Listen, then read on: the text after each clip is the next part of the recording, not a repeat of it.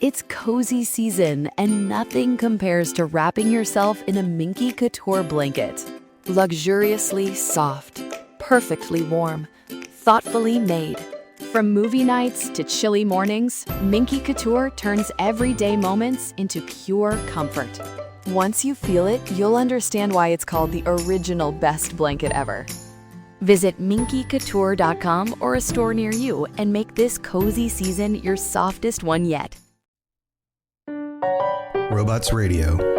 Games, lore, stories, community. Just press play.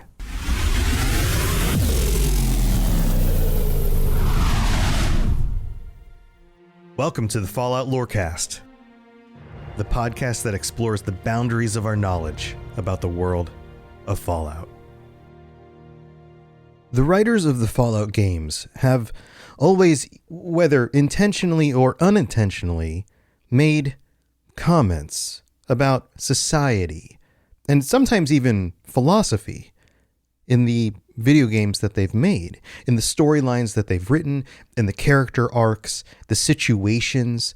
And there's something about this setting that, now that I think about it even more, and that's a funny thing to say because I've been doing this podcast for a number of years, but now that I think of it even more, it would be hard to avoid even accidentally making some sort of commentary on situations or concepts like nationalism or fascism or capitalism. And I know that Tim Kaine has specifically said that originally the Fallout creators were not actually writing a commentary on capitalism, but it's something that just, well, it seems like it kind of snuck in anyway. Something about the nature of commenting on our world extrapolated into the future with all of the terrible things that could or might not happen makes it almost impossible not to interpret these things as commentary on our own world. Today's episode, we're digging into another faction from Atlantic City. Probably the faction that I should have covered first, but I decided to cover them last because they are the faction called the Munis, and they represent what happens when the system fails. But then, when people stand up and take ownership and try to fix it again. They represent both sides of the human condition.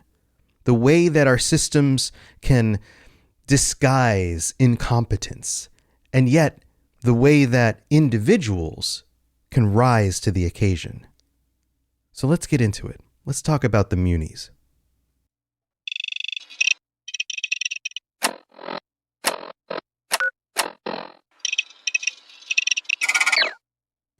Munis might be a strange sounding name for a faction. And on top of that, faction is kind of not exactly the best description. I mean, it is a Fallout game, and each of the different groups are in their own ways factions. And the Munis are kind of a faction in the same way that the NCR is. The NCR works as a governmental system, a group of individuals who have decided to work together in a style that mirrors more of the old world than the new, although is definitely influenced by the wasteland and the post-bomb world of Fallout. The Munis are very similar in that, because Muni stands for municipal, the municipal government. They are the offshoot of the original governmental system that was running Atlantic City. And that system failed. It was run into the ground, or better yet, it was neglected due to incompetence in the people who ran it. Now, we're going to get into the details, and we're going to talk about Carla Day, the mayor of Atlantic City during the events of the Great War, the one who failed the city. But before we get into that, we have to understand the way the world was before the bombs dropped. And what's scary to me is that the world of Fallout in 2076 isn't too different from our own world. And I think that was always part of the point of this, is that world, which is roughly 50 years now in our future. Originally, it was about 70 years in the future, but we're getting closer and closer to that date, is very similar to our own world in a lot of ways. We have a world that is more and more stratified by a distance between the haves and the have-nots, that is filled with corporations and governmental systems that are just overly bloated. Every system is filled with bureaucracy. In our own world, we talk about things like the Peter Principle, which if you haven't heard of means, well, it's basically the thing that happens when you are successful and you rise to the level of your own incompetence. Maybe you're good at actually doing the thing that your job requires you to do, and you get a promotion, and now you're managing people who do that thing. And that makes sense because you understand how to do that thing very well, and you succeed at that. And then you get another promotion, and all of a sudden you are now some management layer multiple steps away from the thing that you are actually an expert at. And you are making decisions about business, but you may have never been trained in business. And all of a sudden, you are now incompetent. But you're not so incompetent that you go back to the positions that you were successful at. You just kind of sit in your own incompetency, doing a mediocre job and just kind of coasting along. Well, that's a very real thing in our world, and it's something that is mirrored in the world of Fallout, specifically with the government of Atlantic City. The Atlantic City government was being run by Mayor Carla Day. Well, at least that's what people thought, because she was an elected mayor. She's somebody who had run multiple times and maintained her position as the head of that local government. But the system was set up in a way where the majority of the work was being done by the people who ran the individual sections of the government, the people who were managing the money, the people who were managing the resources, the people who were managing the people of Atlantic City. And they were doing such a good job that Carla kept getting reelected because she just didn't get in their way, not because she was particularly a good leader. And this worked well in the pre-war world of Fallout because she kept her comfy seat as the leader of this community, and people seemed to like her. She made good money, she kept her job, but when things really came down to it, she was not equipped because she had never been the kind of person who had been in a situation that was as dire as the Great War. And when the Great War happened in Atlantic City, well, it wasn't as tragic as some locations. They didn't get bombed out of existence, but they felt the ramifications of this global war, of nuclear winter, of all the terrible things that happened, flooding, starvation. And when that occurred, Carla Day was not the leader that they needed. She failed to support the people of Atlantic City. And when that happens, during a catastrophic event like the Great War, people die. They starve to death. They become desperate and they turn to whoever is available to help solve their problems in that moment. And guess who was ready to take advantage of that situation as it unfolded? That's right, the mob. They were ready to jump on any moment of weakness by the administration who was supposed to be running Atlantic City, because that's the way the mob always works. They're always trying to skirt the law. They're always trying to work around the current governmental system in order to get as much as they possibly can and to exploit the population. And in a situation like this, they've stockpiled food. They've stockpiled resources, and yet that food and those resources are being mismanaged by Carla Day. And maybe even mismanaged is too much credit. It's more like she just didn't do anything, and the situation kind of devolved into a desperate scenario, a scenario where the mob could swoop in and make their demands, take what they want, and become the unelected ruling power of the city. If this sounds a lot like what happens during certain historical periods where a large governmental system falls apart and you end up with these small despots, these small kingdoms, principalities, city-states that take over, that are led by dictator-like leaders, then you're absolutely right. When the civilized powers fail, it's dictators who take control. Look at the events of Fallout New Vegas. Look at the rise of the Legion. Look at their confrontation with the NCR. It's a similar kind of situation, except that the NCR didn't necessarily all out fail in that scenario. It's more like these two organizations ran into each other. But both of these are representative of the dynamic that occurs time and time again in our own history, and the writers of the Fallout games understand this. There is always this line between representative governments, the governments of the people, elected by the people, or at least representative of the people in some way, versus dictatorships where an individual seeks to take all the power for themselves and subjugate everyone else underneath them. And of course, that is a very simplified version of the way things go. There are lots of places in between those two far extremes, but that's the dichotomy. That's the way the pendulum swings. Those are the two, I guess, default modes of human governance. And then there are different flavors of each of those. You can have an oligarchy, which is kind of like a dictatorship with groups. You can have a democracy where the people absolutely vote and every vote counts equally the same. Or you can have a republic where people vote, but they vote in people who represent them. And then those are the votes that actually matter more. And yeah, there's a lot more to it.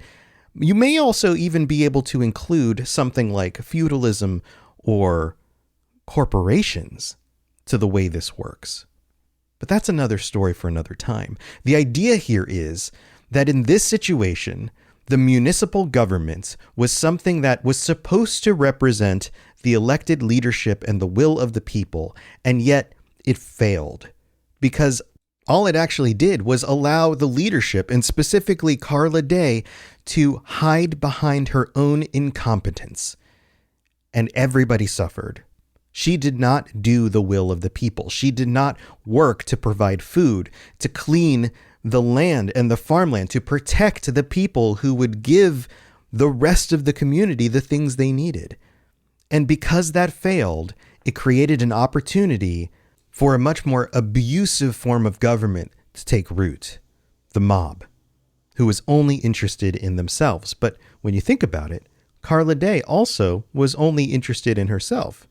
She was interested in keeping her comfy position while not lifting a finger to do anything.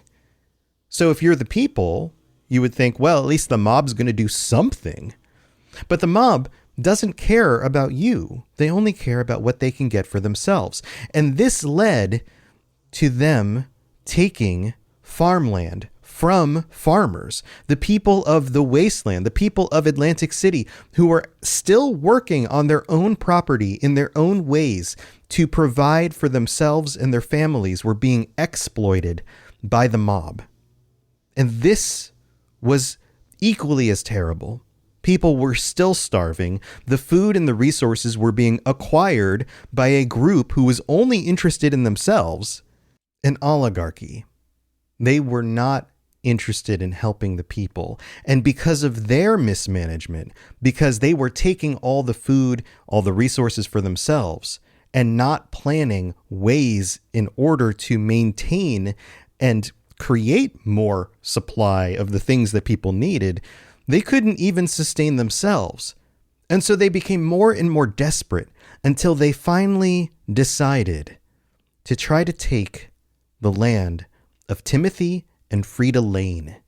And that was their mistake, because Timothy was not the kind of man who was going to just roll over and let the mob take what they wanted from him, or create a situation that was going to destroy the entire community. When they marched onto Timothy Lane's property, Timothy shot back.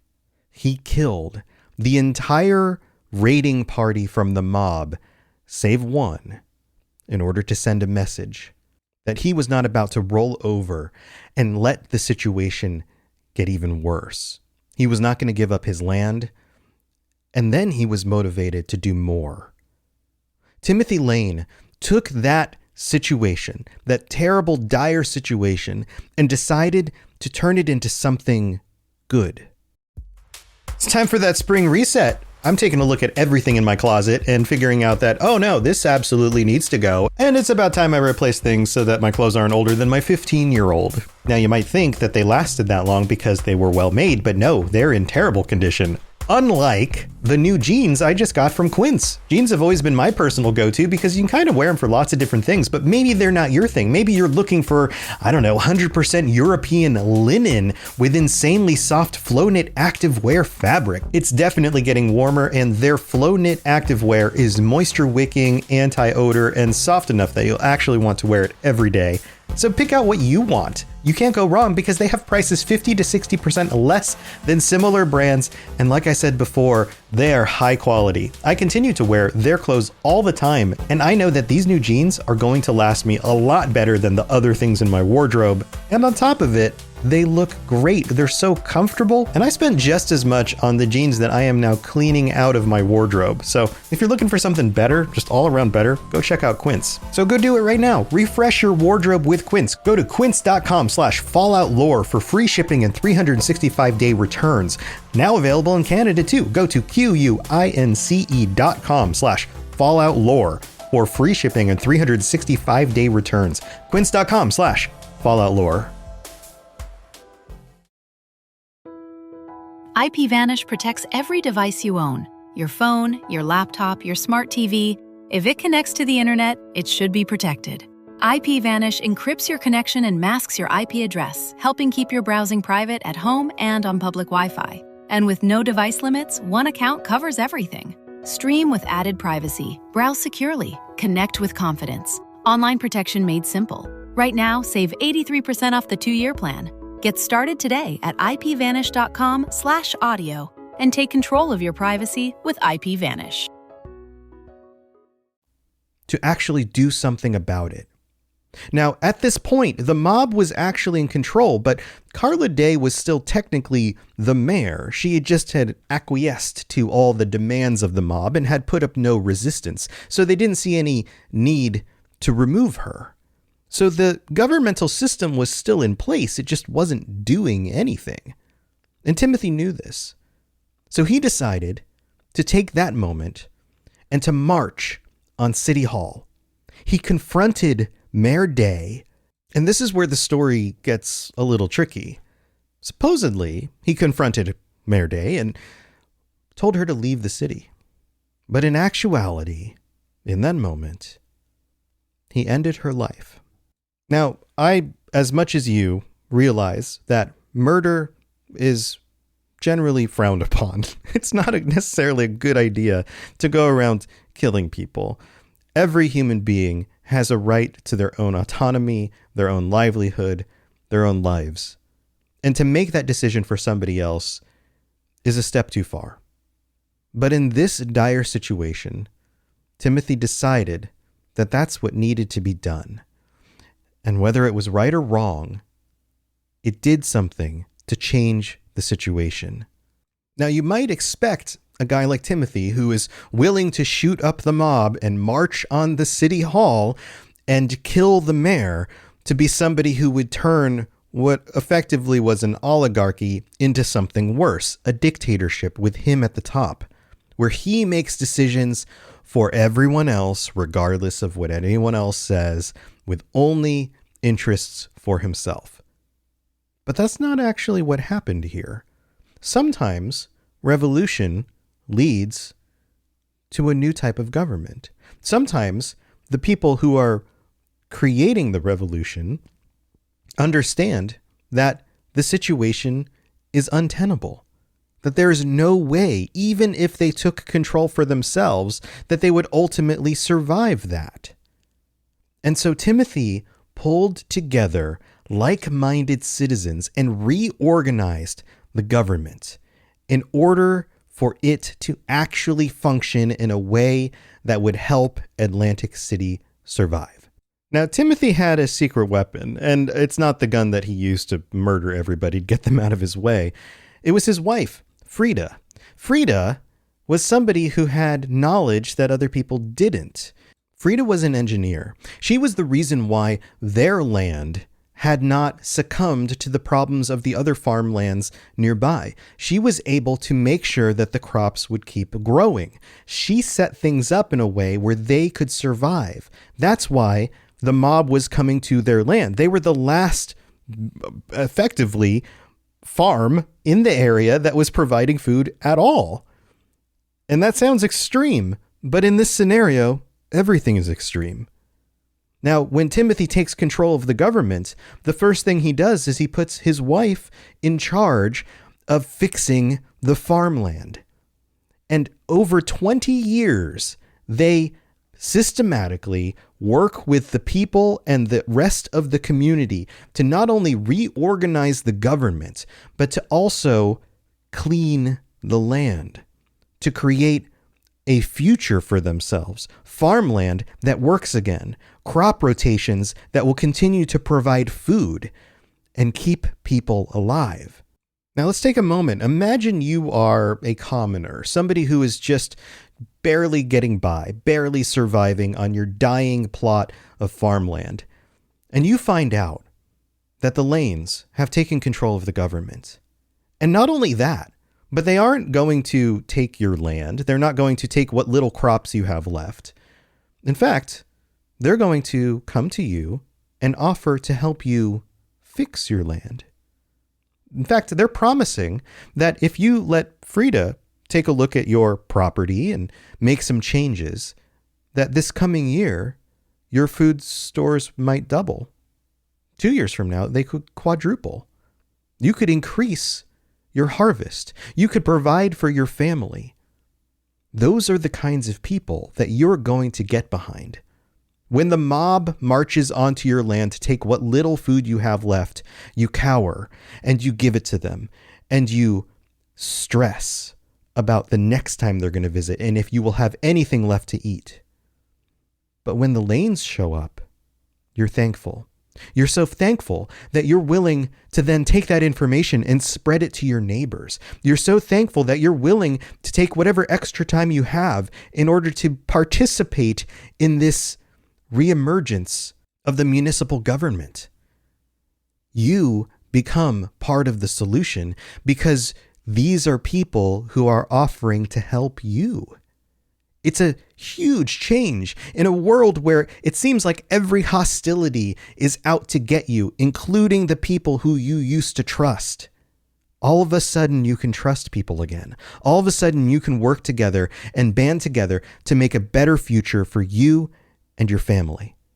This is how organizations like local governments are supposed to work.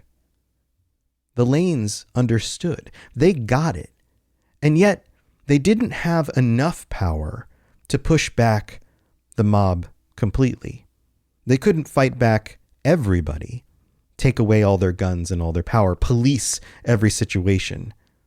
And there was another group, the showmen, who were also kind of crazy and chaotic and providing entertainment for the people. They were living off on the side as well. So in the situation that you have evolving over those 20 years, you have these three factions, and they learn to kind of live at least with each other in some form of harmony. It's not really harmonic, but it's functional in some ways. The mob hasn't gone away. They're still a problem. The showmen are doing their thing, and the Munis are trying to build a better future for Atlantic City.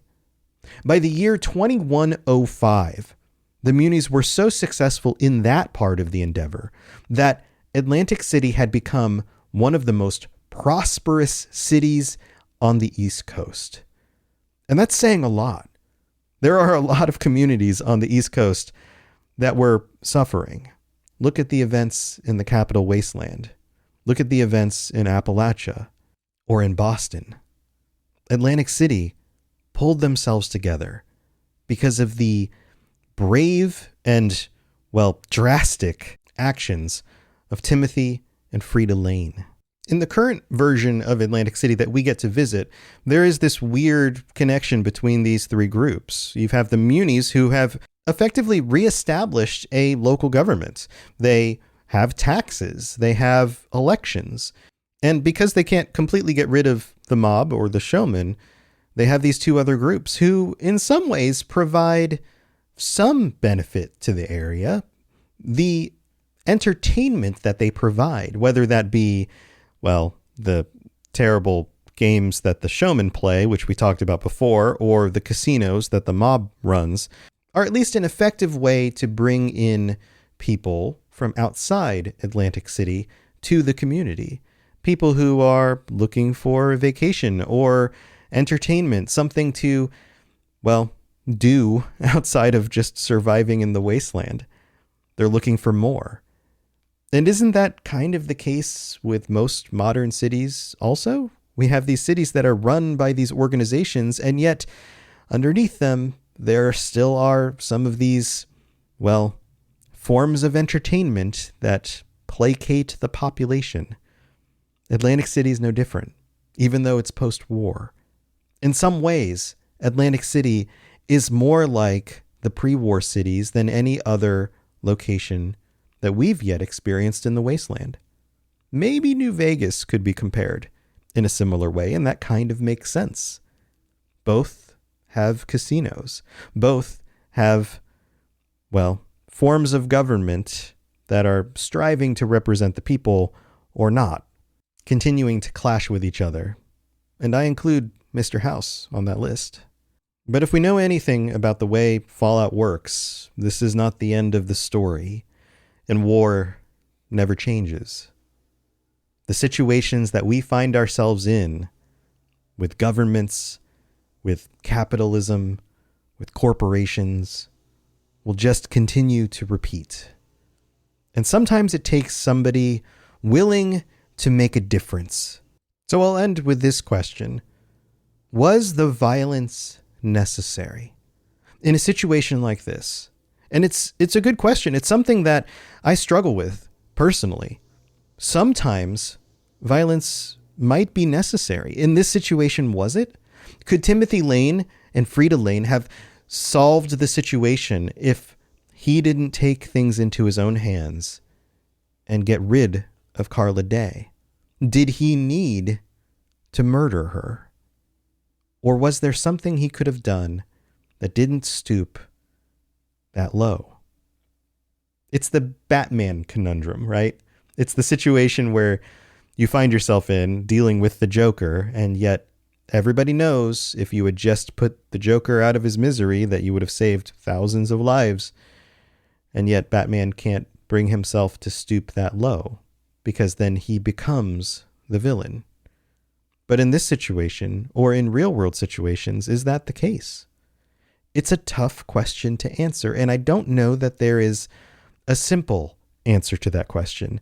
I'm not saying this in order to promote any specific worldview, by the way. I'm not trying to lean people towards the idea that, yeah, sometimes violence is the right thing to do and we should be violent, or sometimes we should totally avoid violence and we should never do that. This is not a loaded question. This is a genuine question about the way the world works and the nature of dire situations with dire decisions. What do you think? Hello there, old chap. Good to see another of General Atomic's finest, still eager to serve. So I've decided to put the all this stuff back at the end of the episode. I know I used to do this on previous episodes where I would do the the Patreon stuff and the reviews at the end of the episode, and people would complain. They'd be like, oh, he cut the episode short, and then he just kind of yammers on about other stuff at the end. So in the middle, for some reason, people didn't complain. But here, you guys know how this show goes. It's been around for 300 plus episodes. I'm just going to take a minute to welcome our new patrons. So welcome to Hornbeard, Andrew S., and Carly M. Thank you for joining, and thank you for your support. I see that Carly got a gifted patron sub, and I appreciate that. Thank you, whoever gifted that to Carly. That is an option now. You can gift subscription. So if that's something you want to give someone, or you would like to ask for a birthday or a celebration of some sort, then go to patreon.com/FalloutLorecast. Go check that out. You can get lots of cool stuff over there, including brand new t-shirts and stickers, which came out just like a week or two ago. So go check that out. Also, we have to thank our Sentry bots, Germinator and Larry D. Thank you for your support. You get shout outs every week at that tier. And we have 2 new reviews. I don't believe I talked about this one. This is Lich Rose, who writes, best podcast. I'm not one that normally listens to podcasts, but the Fallout Lorecast by Robots is so fun to listen to. So thanks for that. I think I may have read that on a previous one, but if I didn't, there you go. Maybe you get double readouts. But then we have one from Hornbeard, who also just signed up on the Patreon, who writes, great, 5 stars. This is a great podcast for those wanting to learn more about the lore of Fallout. The community Robots has built is amazing. It makes the wasteland not so lonely. 5 more stars. Thank you so much, Hornbeard. And thank you to everybody who has continued to support the show. You may have noticed that I've been focusing again more on actual lore content and revealing situations and contexts and stuff from the games in a way that is hopefully entertaining to listen to. And I constantly try different formats. So I'm going back to a little bit more of that. And so be ready for that. We'll be covering that, but I'm still going to be mixing in an occasional episode that does some other stuff in order to keep things interesting. So thanks for being here. Thanks for your continued support. And here's to a 2025 of new content for the Fallout Lorecast. And until next time, well, take care of your farms, and when the mob comes, don't let them take your farm. What's the mob doing with your farm? All right, I'll see you next time, and stay safe in the wasteland. To plug into everything else we're doing, check out robotsradio.net. Reach out to me on Twitter at robots_radio. Check out the Robots Radio Rocket Club, where you can join me and a bunch of our other creators creating your podcast, starting a new podcast, or helping your current podcast grow. There's more information about that on robotsradio.net as well. And you can always talk with us and the entire community, over 2,000 people on the Robots Radio Discord. Come join us. We'd love to chat with you. See you guys next time.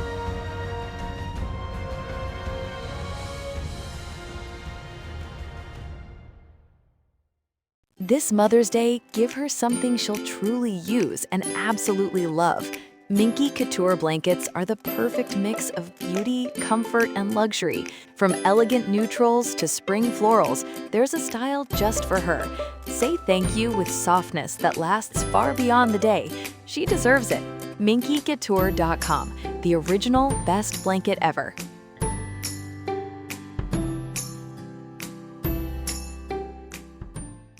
It's cozy season, and nothing compares to wrapping yourself in a Minky Couture blanket. Luxuriously soft, perfectly warm, thoughtfully made. From movie nights to chilly mornings, Minky Couture turns everyday moments into pure comfort. Once you feel it, you'll understand why it's called the original best blanket ever. Visit MinkyCouture.com or a store near you and make this cozy season your softest one yet.